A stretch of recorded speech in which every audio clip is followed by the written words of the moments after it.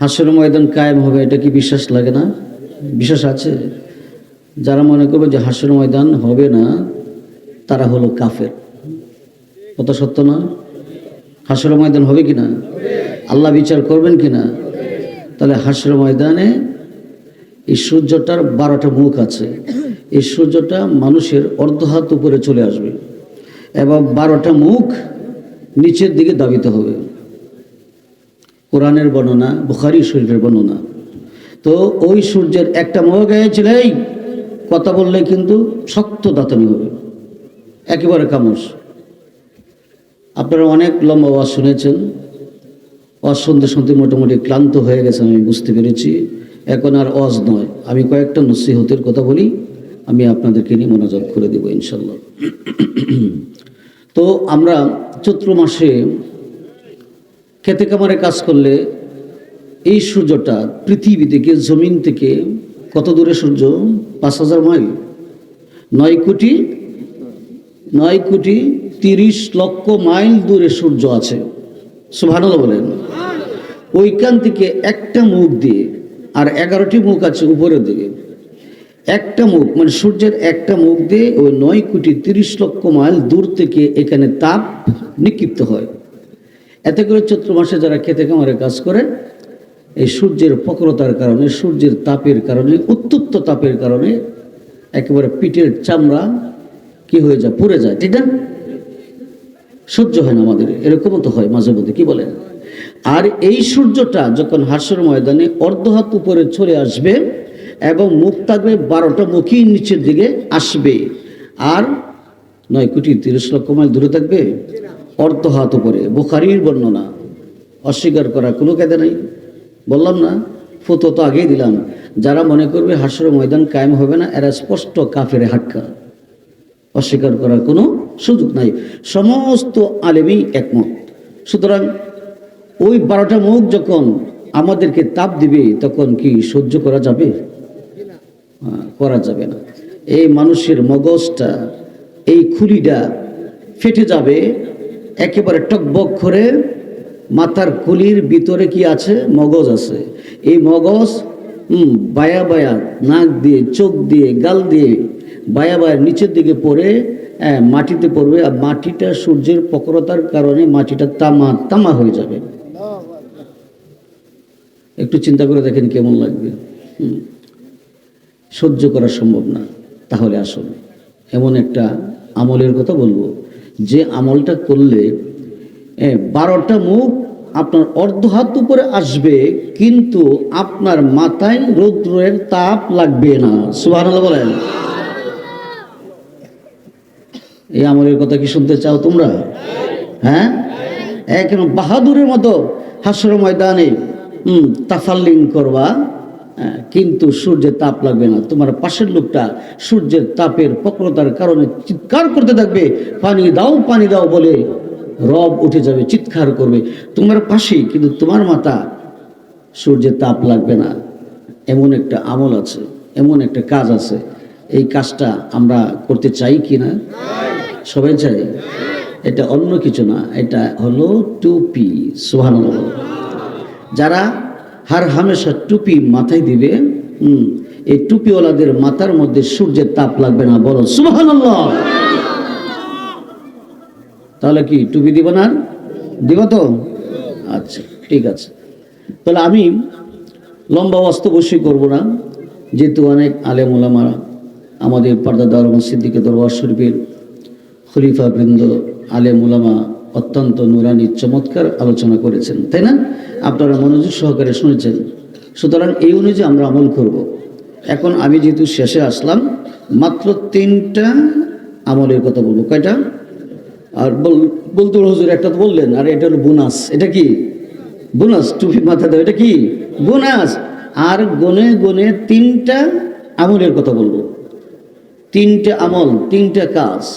এই 3টা আমল করলেই আমাদের এই ইহকালের পেরেশানি থেকে মুক্তি পাইব এবং পরকালে হাসরে, পরজীবনে জাহান্নামের আগুন থেকে মুক্তি পাইব। বলেন সুবহানাল্লাহ, আলহামদুলিল্লাহ।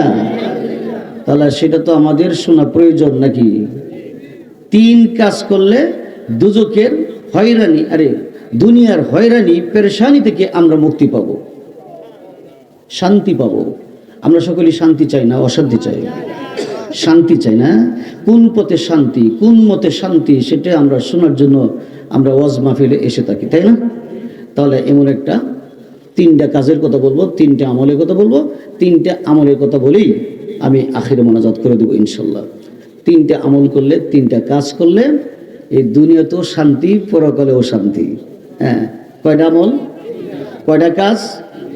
3টা কাজ অথবা 3টা আমল করলে দুনিয়ার পেরেশানি থেকেও আমরা মুক্তি পাব এবং পরজীবনে আখেরাতের অনাদি অনন্তকাল জীবনে মুক্তি পাবো, জাহান্নামের কঠিন আগুন থেকে মুক্তি পাবো।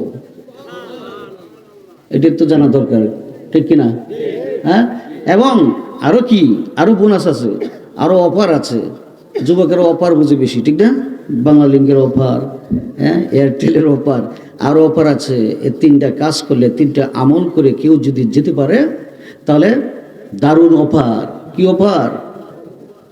পরকালে অনাদি অনন্তকাল পর্যন্ত বসে বসে খাইতে পারবে। সুবহানাল্লাহ। আর 3টা কাজ যদি কেউ না করে যায় তাহলে আর বসে খাইতে পারবে না, তবে খাইতে পারবে একটা জিনিস, সেটা হলো আগুন খাইতে পারবে। কি খাইতে পারবে? আগুন। আগুন। আমরা কি আগুন খাইতে চাই না জান্নাতের সুন্দর ফল খাইতে চাই? তাহলে আমরা পরকালে সুখে খাইতে চাই, ঠিক না? বসে খাইতে চাই। পরকালে জাহান্নামের আগুন থেকে মুক্তি পাওয়ার জন্য, দুনিয়ার পেরেশানি থেকে, হয়রানি থেকে মুক্তি পাওয়ার জন্য অনলি ওয়ান 3টা আমলের কথা বলবো। কয়টা আমল? 3টা আমল করলেই, 3টা কাজ করলেই দুনিয়ার যাবতীয় পেরেশানি থেকে মুক্তি পাবো এবং পরকালে হাসর, মিজান, পুলসিরাত এবং জাহান্নামের কঠিন আগুন থেকে মুক্তি পাবো। এই 3টা কাজের কথা কি বলবো নাকি মোনাজাত করে দেবো? বলবো এখনই নাকি আগামী বছর বলবো? তাহলে রেডি? সবাই রেডি? কয়টা কাজ? 1 নম্বর কাজ, একেবারে মনোযোগ, অন্তরে কান লাগাইতে হবে, কারণ আমার ওয়াজ মুখস্থ করে যেতে হবে বাড়িতে। হ্যাঁ, 3টা, মাত্র 3টা ওয়াজ করব, 3টা আমল, 3টা কাজের কথা বলবো।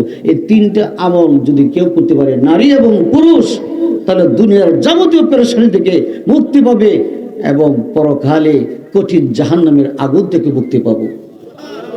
তাহলে আমরা তো 3টা কাজ করে যেতে চাই। কে কে যেতে চাই? কে কে 3টা কাজ করতে চাই? হাত তোলা যাবে কি?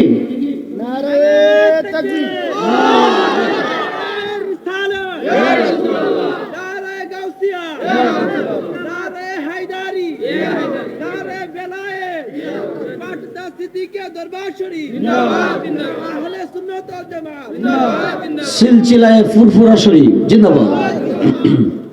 তাহলে কয়টা কাজের কথা বলবো? 1, আমার দিকে তাকিয়ে থাকতে হবে।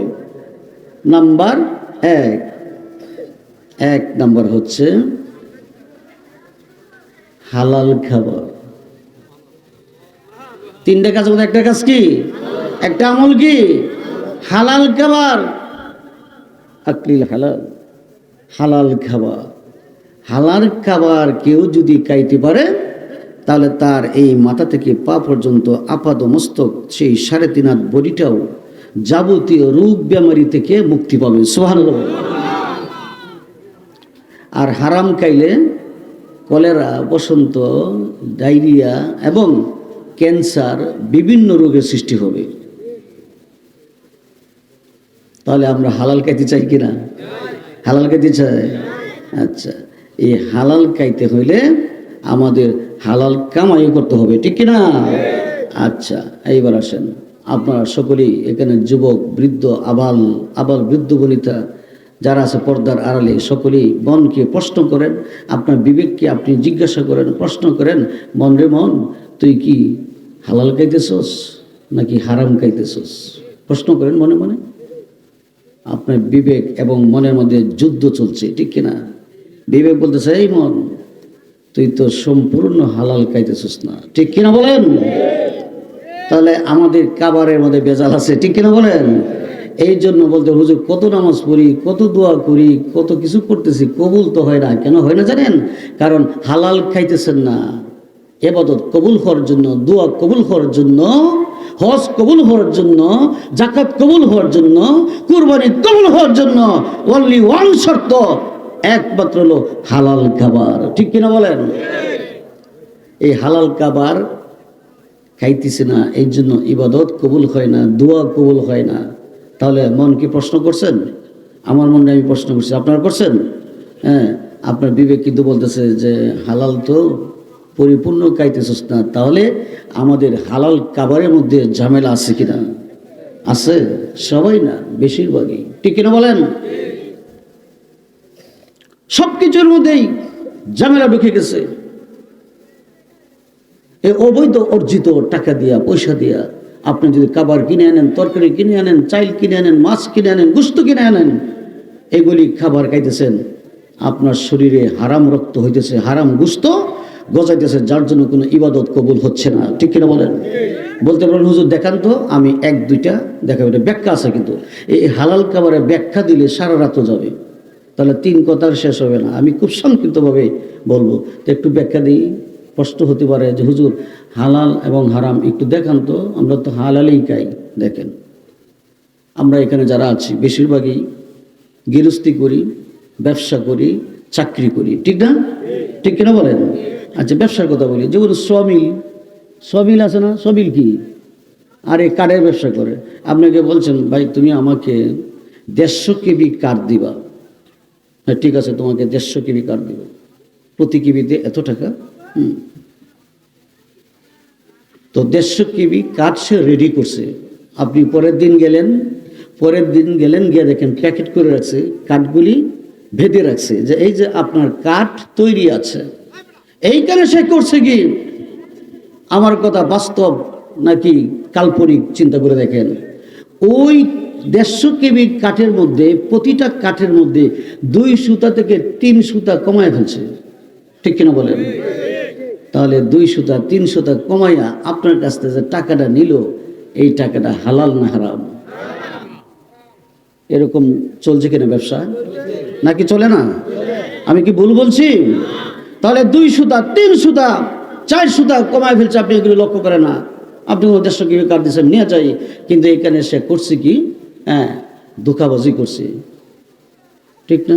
মান গাসা ফালাইসা, নবীজি বলছেন এটা আমার উম্মতি না, এটা আমার উম্মতি না, আমি তাকে স্বীকারই করবো না উম্মত হিসেবে, যে আমার আরেকটা উম্মতকে ব্যবসার মাঝে বিভিন্ন লেনদেনে ধোঁকা দিছে, ফাঁকিবাজি করছে, ঠকাইছে, এর আমি উম্মত হিসেবে স্বীকারই করবো না। তাহলে 150 কেবি কার্ডের মধ্যে প্রতি কেবিতে সে 3 সুতা 4 সুতা কমায় দিছে, তো এখানে কি করছে? তার লাভ হয়েছে না? এই লাভটা কি হালাল নাকি হারাম? একটা দেখাইলাম, আরেকটা দেখাই। দুধ গেছেন দুধ কিনতে, আব্দুল করিম গেছে আব্দুর রহিমের কাছে, ভাই আমার তো 10 কেজি দুধের দরকার। বুঝলেন, আমার দুধ এটা কাঠি গায়ের দুধ, বলে কিনা একেবারে নির্বাচার কাঠি গায়ের দুধ। আমি এই মতো দুধটা দহন করে আনছি, দয়া আনছি, বুঝছেন তো? হ্যাঁ দহন বুঝেন তো, দয়া আনছি, একেবারে কাঠি গায়ের দুধ। ভাই ঠিক আছে তো? কাঠি গায়ের দুধ? হ্যাঁ। কত টাকা? 100 টাকা কেজি। চিন্তা করে দেখলেন যে দুধটা যদি কাঠি হয় তাহলে 10 টাকা বেশি নেব। যারা ক্রেতা এরকম মানসিকতা থাকে না, 10 টাকা বেশি নিয়ে যায়, কিন্তু আমি কাঠি দুধটা পাইলাম। ঠিক না? আপনি কাঠি দুধ মনে করে আনলেন, সেও কাঠি দুধ বলে আপনার কাছে সেল দিল, বিক্রি করলো, কিন্তু এখানে 10 কেজি দুধের মধ্যে 2 কেজি পানি মিশাইছে। কথা সত্য না মিথ্যা? আপনাদের এখানে কি এরকম বেজালিয়া দুধ ব্যবসায়ী আছে? না থাকলে আমাদের এখান থেকে পাঠাবো, কিছু পাঠাই লাগতো না? আছে তো? 2 কেজি দুধের মধ্যে, 10 কেজি দুধের মধ্যে 2 কেজি পানি মিশাইছে। ঠিক কিনা বলেন? হ্যাঁ। তো 10 কেজি দুধ বিক্রি করে লাভ করে ফান্ডা মুখে দিয়া খাইয়া চাবাইয়া যেতেছে, লাভ তো করছে। বাজার নিল, মাছ কিনলো, গোস কিনলো, তরি তরকারি কিনলো, কিনা বাজারে বাড়ি থেকে বিবি সাহেবকে দিল, আজকে ভালো লাভ করছি, বাল বাচ্চাদের কিনে খাইলো। আচ্ছা বলুন তো, আপনারা জ্ঞানীজন যারা যুবকেরা আছে, তোমরা শিক্ষিত যুবকেরা চিন্তা করে দেখো, এখানে 2 কেজি পানি মিশানোতে তার এই দুধ বিক্রির টাকাটা হালাল হইল না হারাম হইল? তাহলে এই ব্যক্তি আবার নামাজও পড়ে, আবার কি করে? নামাজও পড়ে। এই সমস্ত নামাজের জন্য ফাওয়াইলুল মুসাল্লিন, ঠিক কিনা বলেন?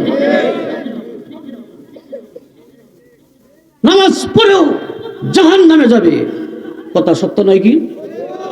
কারণ নামাজ পড়তেছে, দুধের মধ্যে পানি মিশাতেছে, দুধ বিক্রি করতেছে, লাভ হইতেছে, মুনাফা হইতেছে, আবার সে নামাজও পড়ে, ঠিক কিনা বলে? আর দুধ বেচে যখন বাড়িতে যা, কুশির টেলা, আসলে নামাজটা বাড়িতে পড়বো না, না, রাস্তায় বাজারের পাশে মসজিদে পড়ে লাই, নামাজও পড়ে 5 ওয়াক্ত। অনেকে দেখবেন 5 ওয়াক্ত নামাজ পড়তেছে, এটা তার অভ্যাস, কিন্তু ব্যবসার মধ্যে বেঝাল, ঠিক কিনা বলেন? তাহলে এই যে নামাজি, এই নামাজি সব কই যাবে জানেন? ওই কঠিন দুজকে কাষ্ট হবে, নাউজুবিল্লাহ বলেন। হ্যাঁ, তাহলে ওই সমস্ত নামাজিকে আল্লাহ কোরআনে বর্ণনা দিয়েছেন ফাওয়াইলুল লিল মুসাল্লিন।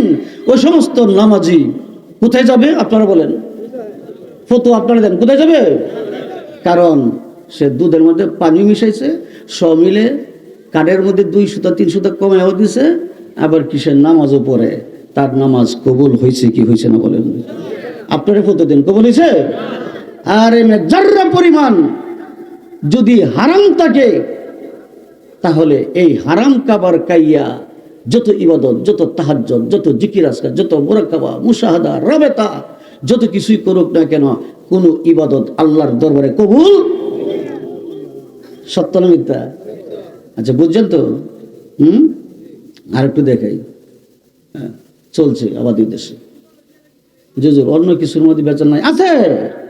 এই যে মুরগির ফার্মার, মুরগির ফার্মার আছে না? আছে কি?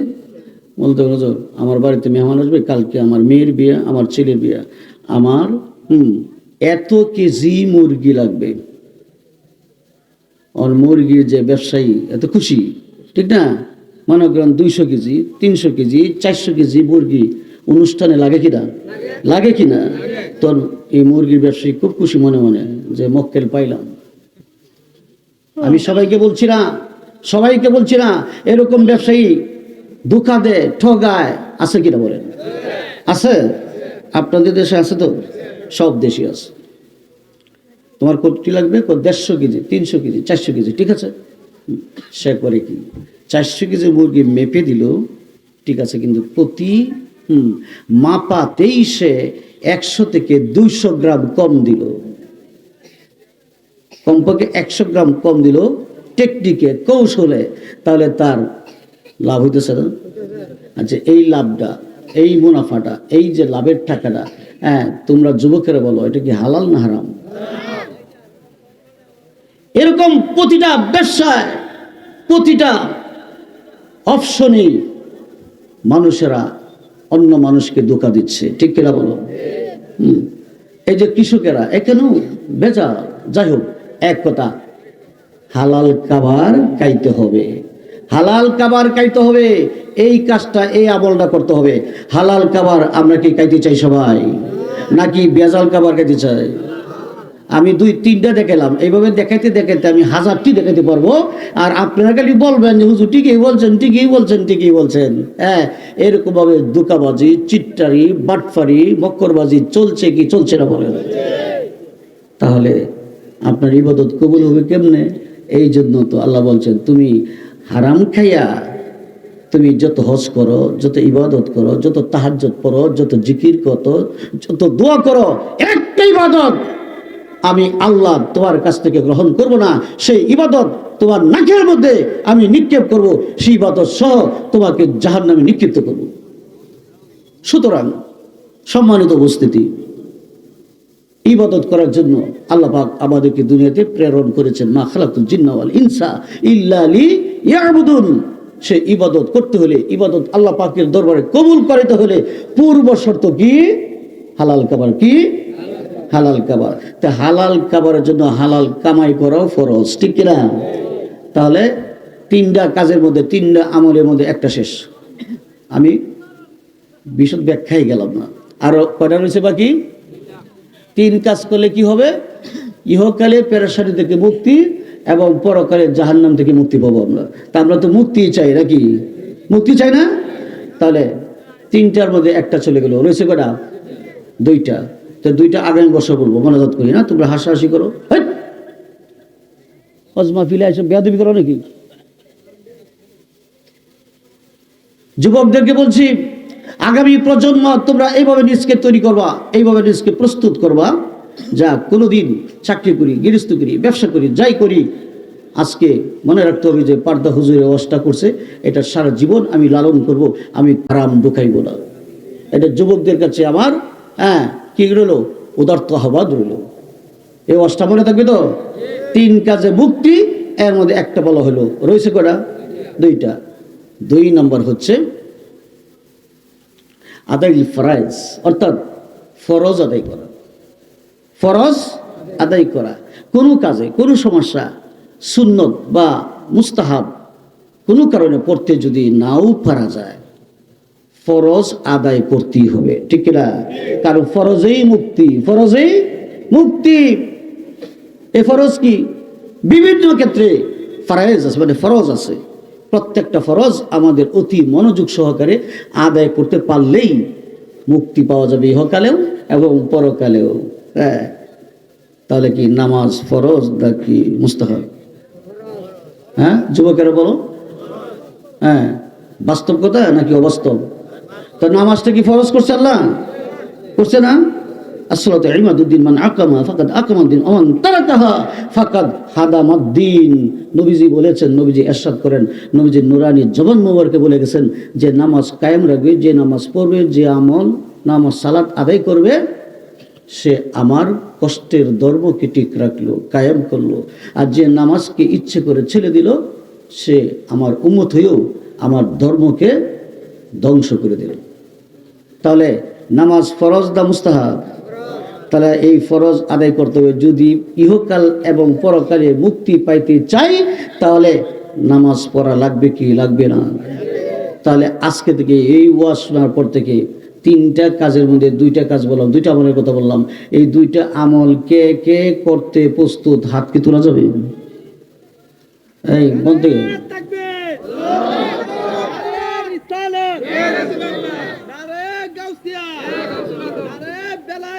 মারহাবা। তাহলে ফরজ আদায় করতে হবে, ঠিক কিনা?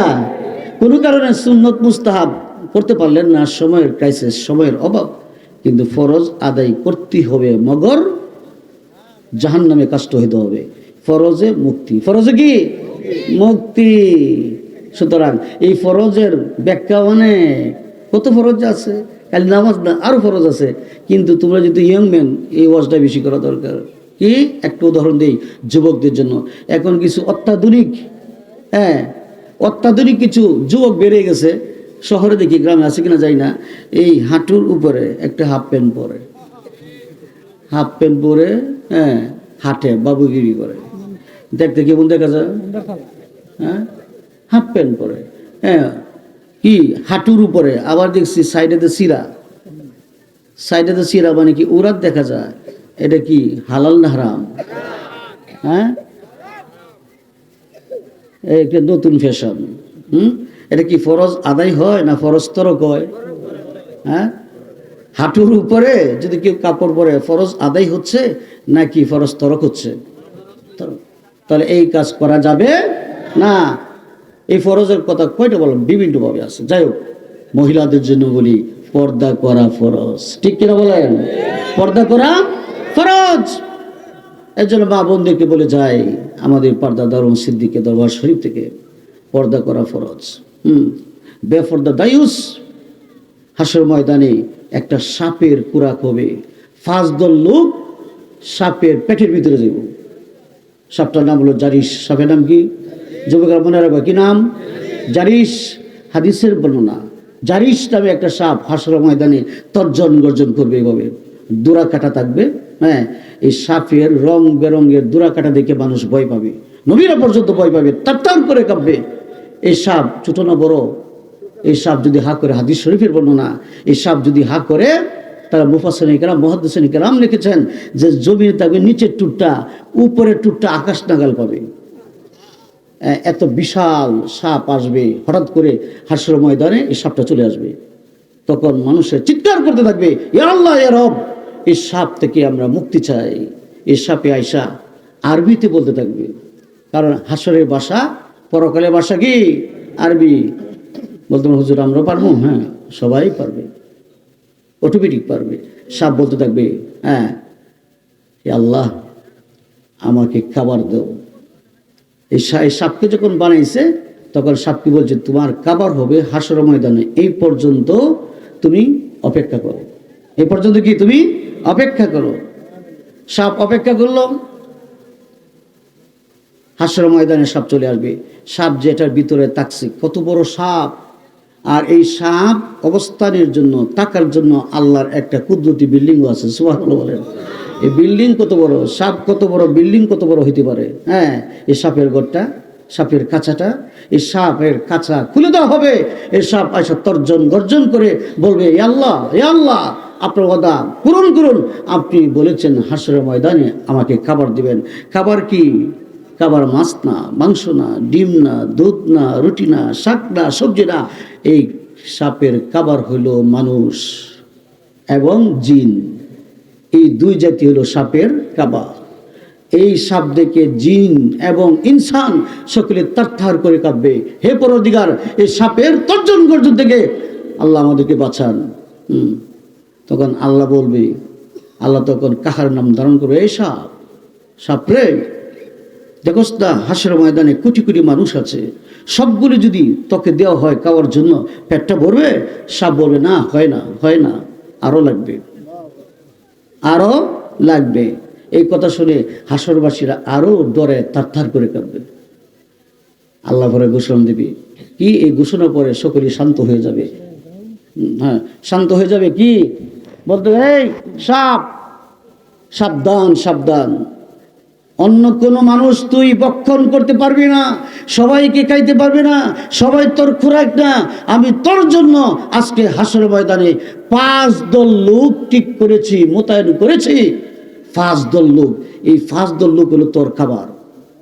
এর মধ্যে এক দল হচ্ছে বেফরদা দায়ুস। বেফরদা দায়ুস, পুরুষ এবং মহিলা। খালি মহিলা বেফরদা না, দায়ুস না, পুরুষের মধ্যে বেফরদা আছে, আছে কিনা?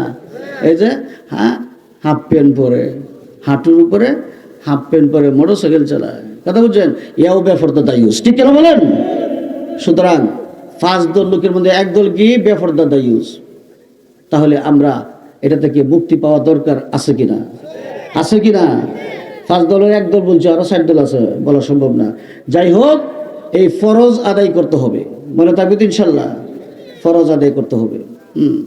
এই ফরজেই মুক্তি। কয়টা গেল? এই ফরজে অনেক ব্যাখ্যা আছে, আমি ব্যাখ্যায় গেলাম না। কয়টা গেল? 2টা, মনে থাকবে তো? হ্যাঁ, শেষে রিপিট করে আমি মোনাজাত করব। 3 নম্বর কাজ, 3 নম্বর আমল হচ্ছে ইক্তেদাতুন নবী, অর্থাৎ আমাদের প্রিয় নবীজির অনুসরণ করা। সুবহানাল্লাহ বলেন। নবীজির অনুসরণেই সকলের মুক্তি। সুবহানাল্লাহ বলেন। কার অনুসরণে? এক বোকা করতেছে, আল্লাহর অনুসরণে মুক্তি। আল্লাহর অনুসরণ না নবীর অনুসরণ? হ্যাঁ, আল্লাহকে দেখা যায়? আল্লাহ নিজে বলছে, আমার বন্ধুকে অনুসরণ করলে আমি আল্লাহর অনুসরণ হয়ে গেল। হ্যাঁ, তাহলে নবীজির অনুসরণ করলেই আমাদের মুক্তি। 3 কাজ হয়ে গেল। বলতে হুজুর এটা বুঝলাম না, তো 1 মিনিটে বুঝাই দিই। নবীর অনুসরণ মানে কি? নবীর অনুসরণ 1 নম্বর কি? হালাল খাবার, রিপিট করি। 2 নম্বর কি? ফরজ আদায় করা। 3 নম্বর কি? নবীর অনুসরণ। নবীর অনুসরণ কেউ বুঝছে কেউ বুঝছে না, একটু বলে দিই। যেমন নামাজ নবীর তরিকায় পড়তে হবে। সুবহানাল্লাহ বলেন। নামাজ নবীর তরিকায় পড়তে হবে, নাকি নামাজ আপনার মতো বললে গো? হ্যাঁ, কারো মতো বললে হবে? এই কথা কি? নামাজ নবীর তরিকা, নবীর তরিকার নামাজ পড়লেই আপনি পাকাপোক্ত নামাজি। সেই নামাজ আপনাকে নিয়ে যাবে জান্নাতুল ফেরদাউসে। আর নবীর তরিকা না পড়লে আপনি যদি আপনার তরিকা পড়েন, অন্য মানুষের তরিকা পড়েন, অন্য মানুষের মতো পড়েন, তাহলে আপনি মুক্তি পাইলেন না। আচ্ছা এবার আসেন নামাজ, তাহলে রোজাও নবীর তরিকায়, ঠিক কিনা বলেন? নবীর অনুসরণে নবী যেভাবে রোজা রেখেছেন আপনি আমি সেইভাবে নবীজির মতোই রোজা রাখতে হবে, তাহলেই মুক্তি। এবার আসেন হজ যেভাবে নবী করেছেন ঠিক নবীর তরিকা, নবীর আদর্শ মতে আমাদের হজ পালন করতে হবে, তাহলেই মুক্তি। কোরবানি যেভাবে নবীজি করেছেন নবীর তরিকা কোরবানি করতে হবে, নবীর তরিকা খাইতে হবে, নবীর তরিকায় হাঁটতে হবে, নবীর তরিকায় বসতে হবে, নবীর তরিকায় হাসতে হবে, নবীর তরিকায় কাঁদতে হবে। কান্নাটাও নবীর তরিকা আছে কিনা? হাসাটাও নবীর তরিকা আছে নাকি নাই? হা হা হা, এটা নবীর তরিকা না। এ অট্ট হাসি এর জ্ঞান কমে যা, আকল কমে যা। হাসতে হবে তাবাসসুম, নবীজির তরিকা হাসতে হবে। সুতরাং সকল কাজে নবীর তরিকাকে অনুসরণ করা, নবীকে অনুসরণ করা, তাহলেই মুক্তি, ঠিক কিনা বলেন? এইবার রিপিট করি। 1 নাম্বার, কয় কাজে মুক্তি? কয় কাজে? ওয়াজ মনে থাকবে। কয় কাজে মুক্তি? 3টা না 4টা? 3টা। 1 নাম্বার কি? হালাল খাবা। 2 নাম্বার কি? ফরজ আদায় করা। মারহাবা, এই যে মুরগি বলে ফেলছে। 3 নাম্বার কি? নবীর তরিকা ইবাদত করা, নবীর তরিকা জীবন চালানো, ঠিক কিনা বলেন? কার তরিকা? নবীর তরিকা। কেমন নবীর তরিকা জীবন চালাইলে মুক্তি পাওয়া যায়? এই নবী কি সাধারণ না অসাধারণ? হ্যাঁ, এই নবীকে যদি কেউ সাধারণ বলে আমরা তার কথা শুনবো না, মানবো না, তার কথা আমরা কান দিব না, ঠিক কিনা বলে? হ্যাঁ, আসুন এই ওয়াজটা কি সবারই মুখস্থ হয়েছে তো? কয় কাজে মুক্তি? এই 3টা কাজ করতে হবে মরণের পরে, নাকি? মারহাবা, এত ওয়াজ বুঝেছেন। মরণের আগেই, কবরে যাওয়ার আগেই এই 3 কাজ যে করে যাবে, দুনিয়াতেও মুক্তি, কবরেও মুক্তি, হাসরেও মুক্তি, মিজানেও মুক্তি, পুলসেরাতেও মুক্তি, জাহান্নামের আগুন থেকেও মুক্তি। সারা জীবন অনাদি অনন্তকাল বেহেশতে বসে বসে সুখে খাইবেন, সুখে খাইবেন। মারহাবা বলেন।